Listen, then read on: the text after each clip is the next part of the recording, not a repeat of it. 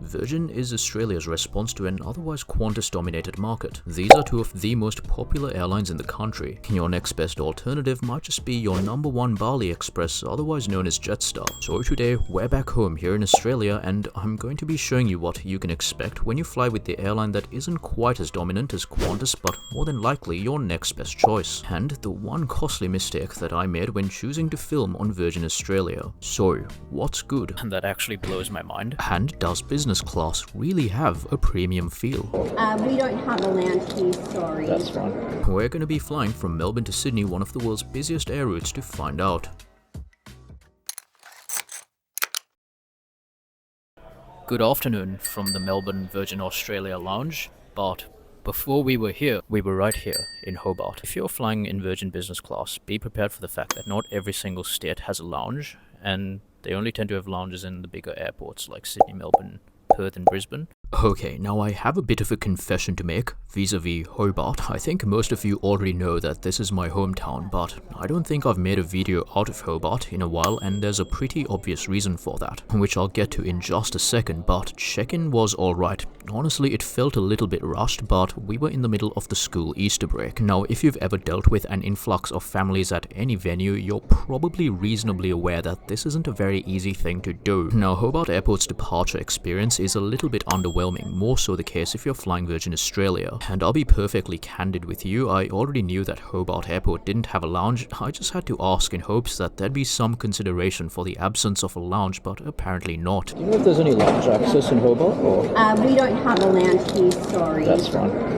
I think the airline could, at the very least, offer its business class customers a voucher, because who in their right mind would pay $18 for a pint? Yes, it's 8 AM, maybe I have a drinking problem, but God forbid a man wants a pint at stupid o'clock in the morning. Hobart isn't exactly loaded with options. You've got the Cascade Bar, Live Eat, and a few souvenir shops at best. I think if you're flying in business class especially, it's important to know where your expectations lie in terms of regional airports.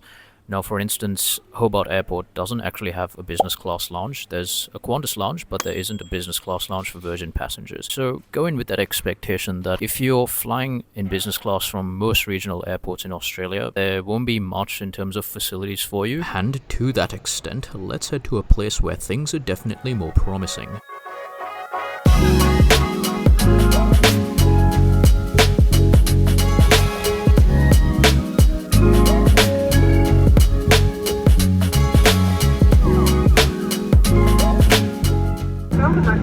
Approaching 11:55 and it's 22 degrees outside.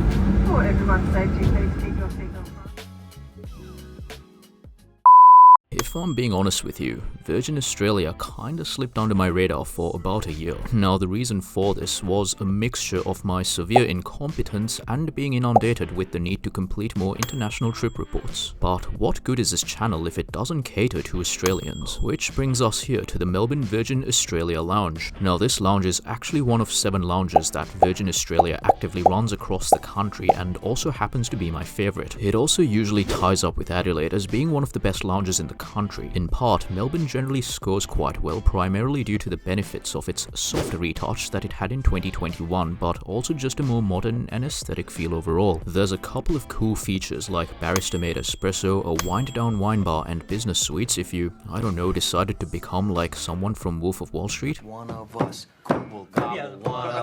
Now, in actuality, Virgin benefits very well from this lounge being one of the more top-end products available in their network. This is largely due to the Melbourne lounge being widely used by its passengers, especially to cater to the flight that we're on today. And Virgin tends to double down on this route for the same reason that Qantas and Jetstar do. This is not only the most frequently travelled route here in Australia, but it's also number 5 globally. And there's actually a very good reason for that. Now, if you've ever watched an absolutely fantastic show called Utopia, one of the things that they always bring up is the lack of a high-speed rail network between these two cities. Now, I don't have all the answers as to why we never got one going, but allegedly high operational costs and coincidentally an already dominant air travel market was the reason this was less of a priority. And interestingly enough, travel between these two ports also takes as much as 8 to 9 hours by car, so this created a travel-sensitive monopoly between airlines. Okay, well, technically technically monopoly isn't the right word, let's call this an oligopoly. This is basically when more than two firms kinda dominate the market. That definition can kinda loosely be tied to what's going on right now. Businessmen, government officials, tradies, sports teams, you name it, there's a demographic on this route, and airlines tend to capitalize on this. The fact that Virgin has to go head-on with Qantas and simultaneously Jetstar, given that VA is somewhat of the hybrid alternative between the two, means that they really do have to double down with their fleet usage on this sector if they want to give Vanessa and co a good run for their money. Daily operations for Virgin Australia revolve around their 737. Now this wasn't always the case, but COVID kinda dealt Virgin a bad hand. Okay, well technically it dealt everybody a bad hand, but VA in particular suffered the ramifications of nearly going bust. The trade-off that the administrators and Bain Capital made was that they had to axe most of their international routes and keeping the limited few as ones that could also be serviced by the 737. This narrowed their costs and streamlined their operations and gave the once upon a time severely cash-strapped airline some cash flow that they needed. Gone are the days of the 777 and the A330s, but at least we've still got something. Now I also feel like if you talk to most aviation enthusiasts, especially here in Australia, they will probably talk about the good old days of Virgin, maybe somewhat even reminiscent of a bygone age. But the absence of bigger birds doesn't necessarily mean the airline is performing badly. In fact, that couldn't be further from the truth. It just reflects the importance of tough business decisions that go into restructuring finances. And my basis for this statement? Well, it worked. In October 2023, the airline reported a net profit of $129 million. Its very first NPAT in 11 years, telling us that those decisions, painful as they may be, worked. And look, you might write to me saying, hey Nilesh, you suck, you should be talking about why we needed those bigger planes. However, remember that this airline needed to bring its focus back to Australia, and this plan worked.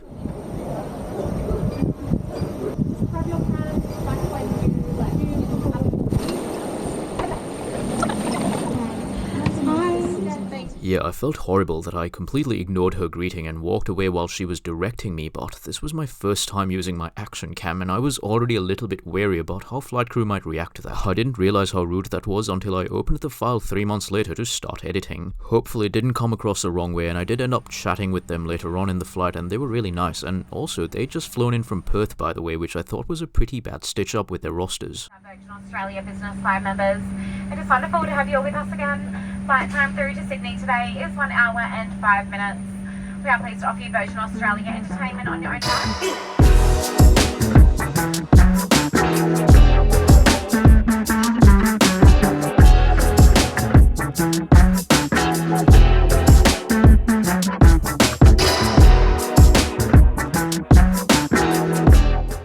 Look, I'll come clean. If anybody saw these tickets, they'd think I was the biggest idiot known to mankind. Why was I paying business class fares for flights that were barely an hour long? Was I doing something stupid? An idiot sandwich. Well, this is subjective, of course, but it depends on how you interpret what I'm about to tell you. So basically, I booked this flight when Virgin ran a bonus status credit point scheme, which essentially doubled your status credits for each sector. Every now and then, they might even run a triple status credit points promotion. Girl, what the hell? So for today's example, Hobart to Melbourne would give you 32 status credit points. However, thanks to the promotion, you'd automatically get 64 points for this sector. Now add Melbourne to Sydney to this sector and you'd get 37 times 2, giving us a total of 138 points for our flights today. Now you might have a different opinion about this, but I think this is a really useful way to move up the ranks, especially if you're like me and you've chosen which airline you'd like to commit to. This, quite literally, the best way to get gold status. And if you'd like to do what I do, just keep a lookout for the Virgin Australia announcements when these promotions start running.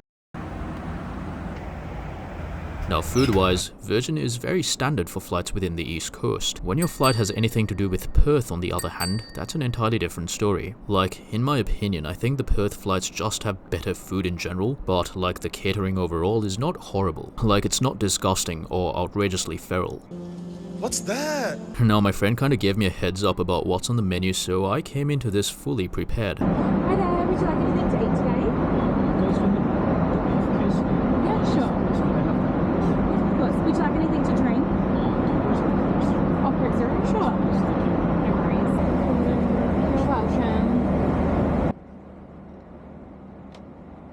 Now this beef quesadilla was actually quite good. If you're expecting to get transported to the streets of Cancun in Mexico, well, probably not quite. But for an in-flight meal, I'd say this definitely hit the spot. And on a side note, Virgin has never actually disappointed me with their business class catering. Economy class, entirely different story, but we'll come to that eventually. Now, service-wise, I think it was quite good, probably one of the few reasons I still choose Virgin over Qantas, and the staff today were nothing but lovely. Extremely warm, polite, and unrushed. Entertainment-wise, Virgin Australia offers its business class passengers free Wi-Fi. Like, look, it's not heaps, but it's still something, I guess. Accessing the network isn't hard, you just need to enter your last name and your seat number, and I'm guessing the airline just kinda links that to your booking or something. And this will lead you to the digital content portal. And look, it's not heaps, but it's still something, and for a flight like this, it's definitely more than enough.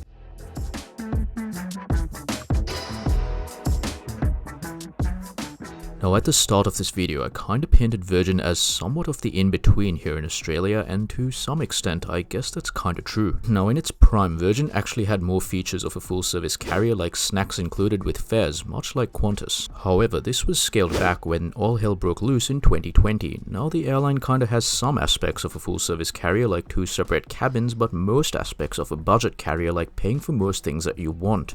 Honestly, I wouldn't even say that it's the cheaper option of the two, but I guess it helps Australians to take on an industry where consumer exploitation by airlines is kinda rampant. But I think the big mistake that I made when booking and choosing to film on Virgin Australia is realizing that these expectations are really not by any means even remotely on par with global standards. And the truth is that most airlines serving Australia have a far superior product, which leaves Virgin Australia kinda struggling for validation. It doesn't really mean that Virgin is bad, it just means that the airline isn't really marvelous by any means. At this stage, they are forecasting about turbulence. So now to the million-dollar question, what's Virgin's future looking like, and what can we as the Australian consumer expect? Well, I can confidently say that the airline has a great future ahead of it. Finally back on the ASX, raising $685 million, the airline's financial strength is growing stronger year on year. But what's the most important thing affecting Virgin consumers? Okay, I could have phrased that a lot better. Okay. Virgin Australia Frequent Flyers is the new partnership with Qatar Airways. It grants Virgin extended access to international airflow and also kinda random but a wet lease 777 service to Doha. So the next time you head off to Europe to, discover yourself, just remember Virgin could be your airline of choice to facilitate this. Now there's a bunch of other stuff like taking your pets on planes or just ever increasing network engagement, but if you're wondering whether it's worth putting your money on Virgin, yes it is. As for today's flight exclusively, well, it was alright, but it doesn't bother me because of everything that the airline has in store for its consumers moving forward. Is it going to match Qantas this year? Absolutely not. But should Qantas be worried? Potentially. I think the fact that the ACCC have allowed Virgin and Qatar Airways to tie the knot shows that there's now a shift towards consumer welfare rather than protectionism, especially from an industry that traditionally let Qantas get away with most things. In a future video, we'll talk about what exactly a Virgin economy flight looks like and why the future that we're hoping for might still be far away. And on that topic, if you'd like to see me yap on about planes, chuck me a subscription on YouTube, it's absolutely free. You can also follow me on TikTok and Instagram if you'd like to support my endeavor on both those platforms. That's all for now, enjoy the rest of your day and I'll see you very soon. Bye bye.